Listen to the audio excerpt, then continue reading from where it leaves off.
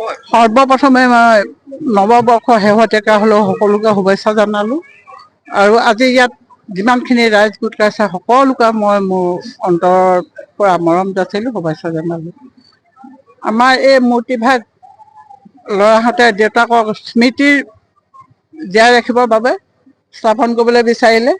আজি এই মূৰ্তিভাগ আমাৰ এই স্কুলৰ প্ৰধান শিক্ষক শান্তনু দত্তই যথেষ্ট সহায় সহযোগ কৰিলে, লগতে ওচৰ চুবুৰীয়া সকলো মানুহখিনি আমাক সহায় সহযোগ কৰিছে।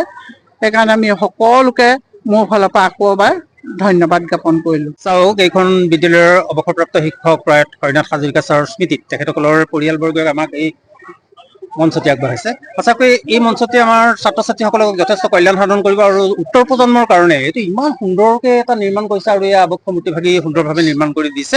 আমি ইয়াত ৰক্ষণাবেক্ষণৰ দায়িত্ব দিছোঁ, আমি চফা চিকুণ কৰি ৰাখিম নিশ্চয়। আৰু তেখেত এনেজন শিক্ষক আছিলে যিজন এতিয়া শিক্ষা চুক্তি অপৰ দিনতো তেখেতে আহি 8 বজাৰ আগতে পাই যায় এই বিদ্যালয়।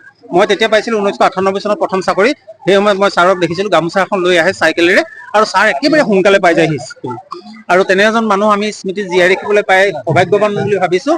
আৰু আজি আমি আদৰণি জনাইছোঁ সকলোকে। এই বিদ্যালয়লৈ বহুত আহিছে আলহী অতিথি, আমি শ্ৰদ্ধা জনাইছোঁ বিদ্যালয় পৰিয়ালৰ তৰফৰ পৰা।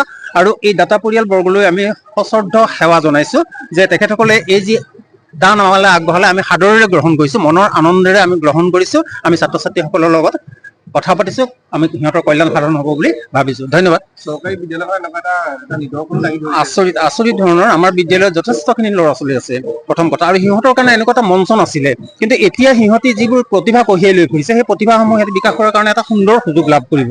আৰু আমি এইটো আশা কৰিম যে আমাৰ বিদ্যালয়ৰ এই যিটো উত্তৰণৰ যাত্ৰা, এই যাত্ৰাত মানে যথেষ্টখিনি মানে প্ৰতিভা দেখুৱাব পাৰিব। ঠিক আছে।